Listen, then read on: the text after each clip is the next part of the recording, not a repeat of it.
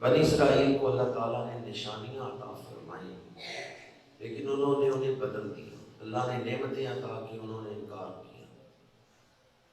سل بنی اسرائیل، پوچھئے بنی اسرائیل سے، کم آتیناہم من آیۃ بینہ، ہم نے انہیں کتنی روشن نشانیاں عطا فرمائی۔ حضرت موسیٰ علیہ السلام پتھر پہ عصا مارتے ہیں، ایک پتھر سے 12 چشمے جاری ہو جاتے ہیں۔ اللہ کی نشانی ہے یا نہیں ہے؟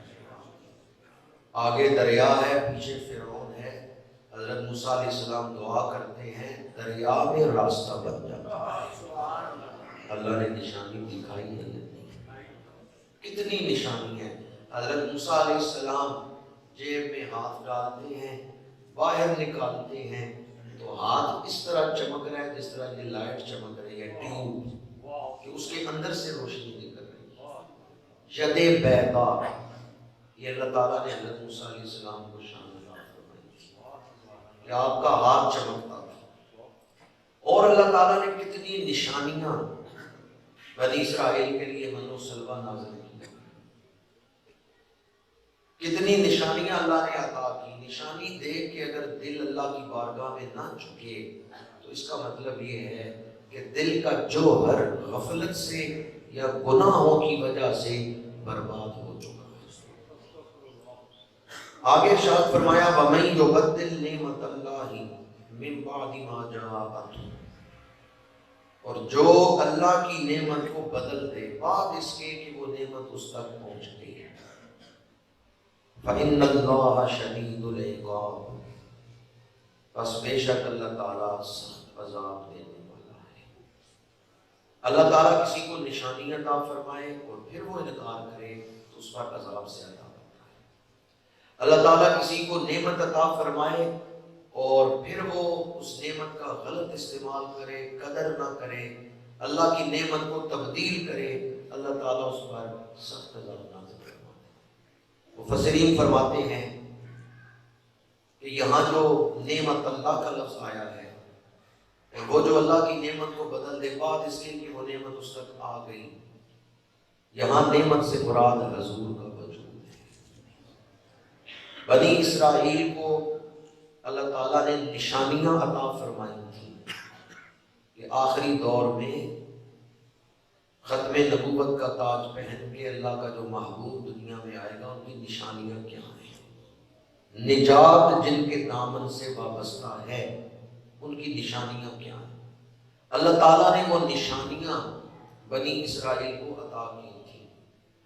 حضرت موسیٰ علیہ السلام نے، حضرت عیسیٰ علیہ السلام نے اپنی قوم کو وہ نشانیاں بتا رکھی تھی۔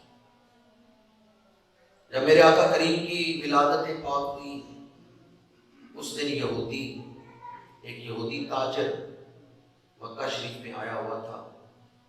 امام حاکم نے المستدرک میں اس روایت کو نقل کی ہے۔ اس یہودی تاجر نے لوگوں سے پوچھا کہ کل کسی کے ہاں بچہ تو نہیں پیدا ہوا؟ بتایا گیا کہ حضرت عبد المطلب کے ہاں اللہ نے پوتا عطا کیا۔ تو وہ یہودی تاجر آ گیا حضرت عبد المطلب کے دروازے پہ، اپنے پوتے کی زیارت تو کراؤ۔ حضرت عبد المطلب حضور کو اٹھا کے لائے۔ اس یہودی نے چہرہ دیکھا، رخ روشن کی، زیارت کی تو کہنے لگا پشت مبارک دکھائیں۔ حضرت عبد المطلب نے پشت سے کپڑا ہٹایا، جو ہی اس یہودی نے حضور کی پشت مبارک دیکھی، بے ہوش ہو کے زمین پہ گر پڑا، غش کھا کے زمین پہ گر پڑا۔ حضرت عبد المطلب حیران ہوئے، اندر تشریف لے گئے، حضور کو بستر پہ لٹایا، دوبارہ باہر آئے، اس یہودی کو اٹھایا، پانی چھڑکا، پانی پلایا، اسے ہوش آیا۔ تو آپ نے فرمایا کہ تیرا بھی عجب معاملہ ہے، لوگ نومولود بچوں کا صرف چہرہ دیکھتے ہیں، تو نے کہا پشت دکھاؤ۔ پھر عجب تر معاملہ ہے کہ پشت دیکھتے ہی تو بے ہوش ہو گیا، اس میں کیا راز ہے؟ اس یہودی نے کہا عبد المطلب مبارک ہو، تمہارے گھر اللہ کا آخری نبی آیا ہے، یہ کوئی عام بچہ نہیں ہے، یہ خاتم النبیین ہے جو تمہارے گھر آئے۔ حضرت عبد المطلب نے فرمایا تمہارے پاس اس کی دلیل کیا ہے؟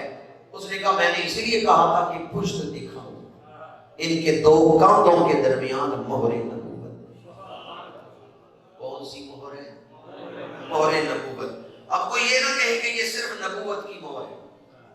ترمذی شریف میں، شمائل ترمذی میں، عظیم محدث امام ترمذی، انہوں نے اس روایت کو نقل کیا حضور حیدر کرار سے، ان علی بن ابی طالب قال بین کفیہ خاتم النبوۃ وہو خاتم النبیین۔ شیر خدا فرماتے ہیں کہ حضور کے دو کانوں کے درمیان جو مہر نبوت ہے، یہ صرف نبوت کی دلیل نہیں، یہ ختم نبوت کی